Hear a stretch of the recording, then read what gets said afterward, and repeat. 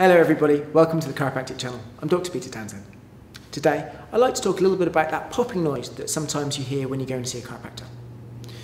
When a chiropractor loosens your joints and the bones get moving better, sometimes small bubbles form in the fluid between the bones, just like when you're at a party and the champagne cork pops.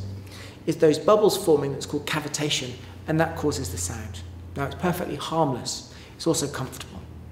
In fact, the only study ever done showed that people who crack their knuckles have less arthritis as they get older than the people that didn't crack their knuckles. So it's completely safe, it's entirely comfortable, and I hope this answers your questions. Have a great day.